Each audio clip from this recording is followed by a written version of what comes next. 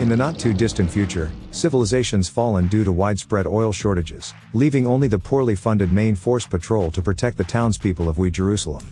The MFP officers Roop and his partner Charlie are informed over the radio that a gang member nicknamed the Night Rider has killed an officer and stolen a civilian's vehicle. Sars and his partner Scuttle are already in pursuit of the criminal in their car, the March Hare. Charlie catches up to them in their car, the Big Bopper, while Roop tries to take Night Rider's head off with a shotgun but misses. Roop takes the wheel thinking he can do better, as the arrogant motorcycle cop Goose sees the high-speed chase go by and joins in. The MFP officers pursue Night Rider and his girlfriend into a residential area. Roop initially crashes the Big Bopper into a van but gets it going again until crashing a second time, taking them out of commission and seriously injuring Charlie. The March Hare tries to avoid pedestrians but crashes and is removed from the chase. Finally, the overzealous Goose shows up, but his bike, the Gosling 1, slides out from under him and he casually breaks his leg. He radios the top pursuit man of the MFP, Max Rokotansky, who is idling up the road from them and waiting to play a game of chicken. After winning, Max catches back up to the criminal and begins sending chills down the once confident Night Rider's spine. They come up on a wreckage and the lovebirds go down together in a blaze of glory. After 3 days out on the job, Max goes home to his wife Jessie and infant son Sprague in their peaceful coastal home. He's there for hardly any time before being called up by Goose to meet him at their headquarters, the MFP's dilapidated halls of justice. Max's police chief Fifi warns him that Night Rider's gang will be out for him because of their boy's death. In the garage, Max is shown by the mechanic his new wheels, a specially built supercharged Pursuit Special, powered by one of the last V8 engines known to exist. A conversation between Captain Fifi and Police Commissioner Labatouche reveals that it is simply a bribe to convince Max not to leave them. So the first thing Max does with it is kill a bunch of lawbreakers to Fred's delight. The next morning, Night Rider's motorcycle gang of murderers and everything worse shows up in the quiet town, planning to collect their friend's body, which has just arrived by train. The Z Runners, also known as the Acolytes, are led by the psychotic and well-groomed Toe Cutter. He's taken by the station master to Night Rider's tiny little coffin, as there wasn't much left of him. Toe Cutter has his second-in-command Bubba and his young protege Johnny take the helpful man away, treating him better than you'd expect. The mentally unstable acolytes, including the dapper Kundalini, begin to run riot in town, attacking the population and stealing fuel for their gas guzzlers. A young couple notices the pending doom and attempts to escape in their vehicle, but the gang swiftly catches up to them a half-mile down the road and has their way with them. Max is now partnered up with Goose, who is recovering from his crash, and they come across the male running away terrified with a sore arse. They find Johnny still at the wreckage with the surviving girl tied up on a leash. The off-his-face Johnny rants about Night Rider's faith to the crew, revealing them to be the gang having arrived for revenge. Well. Toe Cutter is hoping that Johnny will one day grow up to be a devoted loyalist like Night Rider was, despite Bubba's constant warnings that the kid's nothing like him and is just a skag.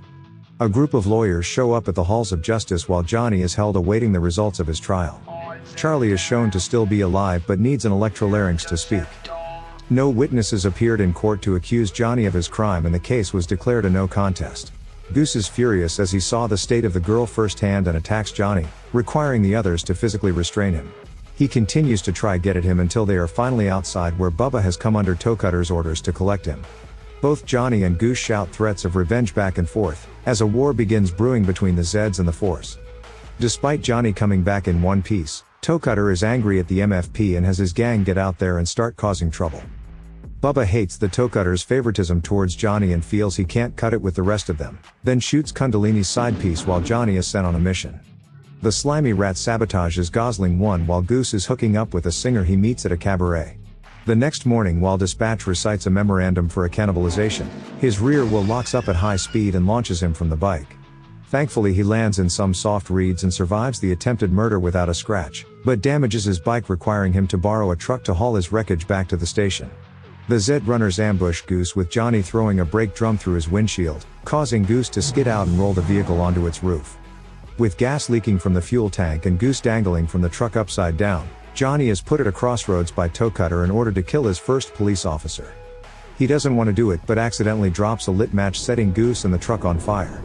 Max gets to the hospital to find that Goose has somehow survived the crash, but he sees his charred body in an incubator and claims that death would have been better. Max becomes haunted by the sight of what the Acolytes did to Goose, the man who ran the franchise on being full of life. He goes to his captain Fifi and resigns from the MFP, as he says he is afraid if he spends any longer out on the road he will become dead like Goose, or a crazy like Toe Cutter. Fifi begs him to stay as he is the only hero the world has left, then gives him a few weeks off for a holiday, but Max has no intention of returning. He takes a road trip with his family and even buys a dog for the journey. One day as Max is sorting out new tires for their vehicle, Jesse goes to pick up some ice cream and by sheer dumb luck runs into Toe Cutter and his gang.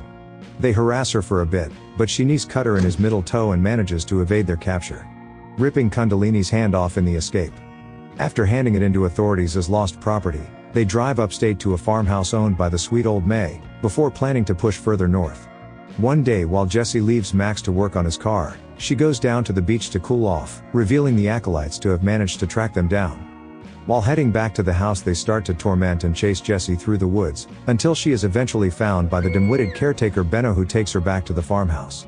The now armed Max goes to chase away anyone in the surrounding woods, while Jesse is taken inside by May. She suddenly remembers Sprague is outside and finds that he isn't where they left him, but has been taken by the gang. Toe Cutter jokingly asks for a trade, Kundalini's hand in exchange for her son, then gets blindsided by May with her double barrel. When Bubba approaches her, she fires a round off to show that Granny's got gumption and threatens to turn them into Swiss cheese. She manages to lock them all inside her barn and escapes with Jesse onto the highway, but they quickly break free.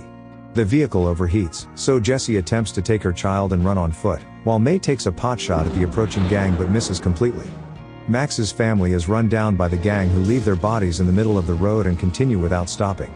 Hearing the gunshots from nearby, Max had been racing over to its location but gets there too late. At the hospital, his wife is missing the opposite arm to Furiosa and his son is pronounced dead on arrival. Max listens on as doctors list off his wife's massive shopping list of injuries, which she later dies from despite the doctors claiming her to be salvageable.